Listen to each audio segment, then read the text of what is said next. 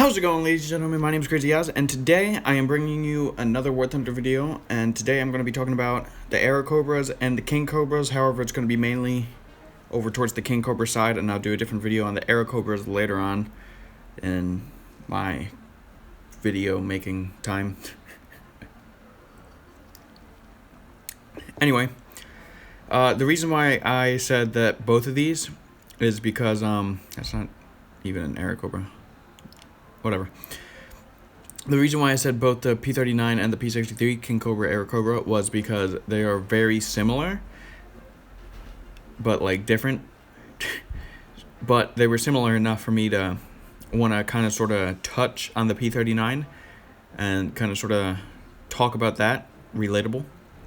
So the P39, the Q series, compared to the N series has 4 Brownings, and then 2 50s, and then the 37, while this one has 4 50s altogether, and then the 37mm cannon.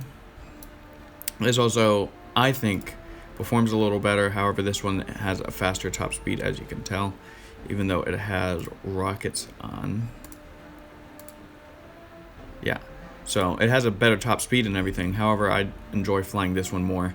In fact, if you look at my stats, service record for arcade, at least I'm number 1 with this, then an RB number 5.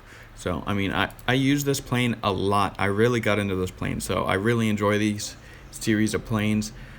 Usually when you use them though, I do recommend going into options, wrong thing, my bad, going into controls and setting up a small caliber gun, adding one. Don't cancel like the normal left mouse button, keep that. Just add this as something else. I have mine as right mouse button. I don't use it for the zooming or anything like that, because when you're using these King Cobras and Aerocobras, usually it's really smart, or anything with the cannon really, it's really smart to have 2 different gun presets, because sometimes you're going to want to use just these machine guns and not use the cannons, especially since you only have 30 in this and 58 in that, even though 58 actually is really good. In fact, it's actually a really good number. So there's that.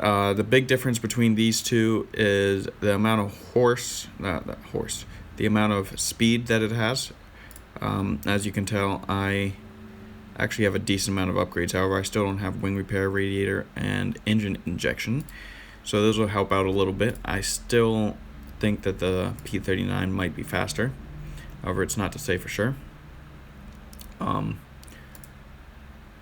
These are the exact same speed. So this is the later one. They also have another one, which I don't have, the 63C5. I don't actually know what's different about this one. I'm guessing the speed. I really have no idea. I do want to get out. I will end up getting it. Right now I'm going for the P20, the D30, I mean. I'm researching this right now, going down that, and then I might come back and go for that, but I don't know. I might start working on this line. I'm not positive yet. Anyway, so really, I think it's an all-around good aircraft, because sometimes you get those sniper kills with the 37mm, and it's the most satisfaction that you could ever get from an aircraft. I do recommend, if you're going through the upgrades, to go with either one of these two. You could just keep it as the start, or you could transfer over to radiator. You want the offensive 12mm, isn't required, but I recommend it. And then go for airframe, and then compressor, and then go for the engine, and then the 37s, and then go for the new cannon, and then the cover, and then engine injection or wing repair, it, whichever one you want. For the 50s, you could use whatever you find works best with you and 50s. Universal's a good choice. Ground targets is another good choice. Tracers is not the best choice, but it's a choice. Default's not bad. Stealth is also not bad. However, if you're playing RB or a sim, then it's nice to have tracers on. For the 37, really you could just keep it with default. Default works perfectly fine. The high explosive fragmentation, because that's basically what you want. You're not going for ground targets, but if you are going for ground targets, they have the option here, and it does come with high explosive and APT. They go back and forth. So it goes APT, then high explosive, APT, then high explosive. Actually, yeah. And if you wanted something in between that, you can go with universal, which has 2 high explosives and then armor piercing. So I'm going to be I'm going to be flying the p63 A10. So I'll see you guys inside battle. This is simulator battles. That was my bad. We are in El Alamein right now. So this is also a good BR with the 39Q. This is a really good BR. For the 39Q, it's a good BR. Even with the p63, it's a good BR, I think. Especially after you get good with how you use this, and it's basically B and Z, as you would expect. Climb rate's only okay, so usually it's smart to do spiral climbing or anything along that type of line. You could do side climbing if you really wanted to. Oh, that's cool. Yeah. Dude, he was fast, though. That was straight kamikaze. Let's play that again. Alright. So, it's usually smart to find... Nice. It's usually smart to find a way to climb. Whatever climbing works for you. Usually spiral climbing is the most safest to go, and if you don't know what that is, you basically go in a triangular form around your base, up and up and up and up, until you get to the wanted altitude. And whenever you play against... Why is my tab not working? Whatever. I guess we can't look at stats. Okay. Well, whenever you play against Germany, which we are, they always have better climb rates, especially at this BR. So you want to try to get the altitude advantage as soon as you can, because altitude advantage with the Germans is very needed. Well, when you're going against Russia, it doesn't matter as much because they don't usually climb nearly as much for the most part. That's not to say that they won't climb. I still seen plenty of Russians that got higher altitudes than I have before in aircraft. However, they're usually better at low altitude bombing, low altitude fighting. So they usually stick to low altitude fighting because that's where their sweet spot is. Plus, usually the American planes, unless it's like the P-51, the normal P-51, like there wasn't here, I can't even look at the stats. That one over there, the one with the 20s, unless it's that, which is good for low altitude. Usually most American stuff's good at like medium high. This one's only good at medium and low altitude as well. Still not even as good at low altitude as like Russian aircraft and stuff. When you weapons out this aircraft, it's also, I notice it's pretty good for the P63. P39, I'm pretty sure does overheat after a while. However, this one stays at a pretty decent temperature for what it's worth. Like, I've been weaping this whole time, this whole match, and I'm only getting to 111 oil and 126 water, which is pretty good, especially if it stays around that. Also, there's BV-238, which I don't want to mess with. That's like tampering with a Tu-4 with jets. I'm going to start climbing towards the enemy, but see that? Look, a P-51's already like at that altitude, or a P-47's already at that altitude. And I mean, that's an American aircraft, and it doesn't seem like anybody's really willing to actually... Oh wow, that's a lot of low-flying aircraft. But see, look, those 109s are probably right around my altitude. And if they would have kept climbing, then they would be even higher than me.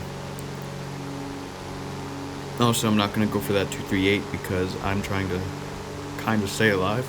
So, I'll let it go do its thing. And usually, you save the 238s for the end. Be nice if I could look at the statistics, but no. I'm not going for that 238. Stay away from me. He's turning towards me. I guess I'm going for the 238. Wish me luck, guys. Shh.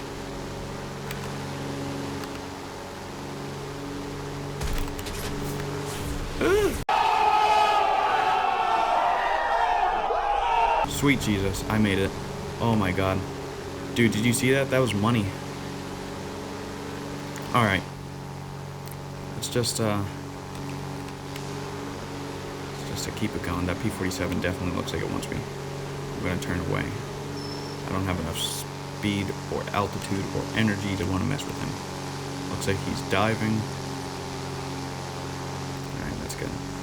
Alright, we're gonna turn back towards the enemies. See, look, I was wepping this whole match. Like, this is a wep maniac right now. Like, I was wepping the whole match, and my oil and water temperature stayed the same, and it's not getting hot or anything. So, and then that BV-238 nipped the structure right there a little bit. See that? It's nothing crazy though.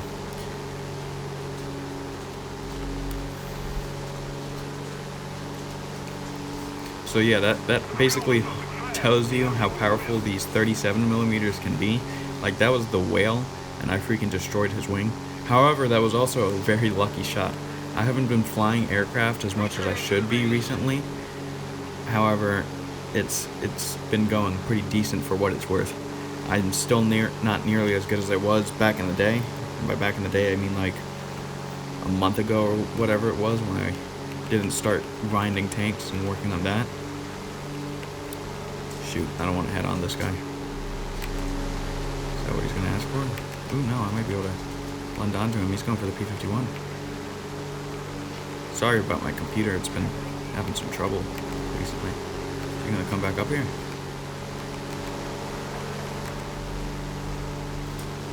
Ooh, he's going for the F4U. Oh, he sees me. He's diving. I'm going to bleed too much energy doing this.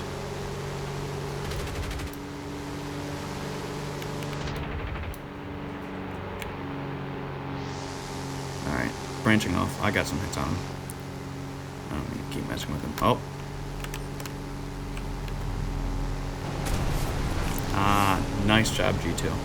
That was a good burst. GG. Alright, we're in Palaloo, I guess is how you pronounce it. I'm sorry, I'm not good at this. Anyways, we're going against Japan, meaning that we shouldn't really even have to use the 37s, just because that's how they are. Oh, poor BTT. Just because Japanese aircraft is basically made out of paper mache, so as long as you have a universal belt with 50s, you just burst some 50s onto their aircraft, and then they light on fire, and they will burn into the sun. So usually you don't really have to worry about the 37s. However, if you can get one on target, it's always nice to watch them blow up, or if you snipe them or something. This is a beautiful skin too. I really like this skin. Like, it made me have to like add more lines to my account that way to buy it, because it was just so nice looking. Especially compared to the yellow target skin that they give you to start off with. I don't find that very practical. However, this one's really cool. I like this. Even though it's more practical than the yellow, but it's shiny. This aircraft I also don't recommend for simulator battles very much, just simply because of the cockpit view. It's very restricting. Like, bar there, little bar thing there, bar there. The doors are giant bars that are bar there, bar there. I mean, heck, you could probably like crash into the ocean and you still be structurally sound, but visibility is still pretty bad. Yeah, there's a number of those, yeah, that's a lot of high altitude people. They really climbed on here. Congratulations. Looks like he might be coming on to me. Yeah, he's definitely coming on to me. I'm gonna drop and gain some speed.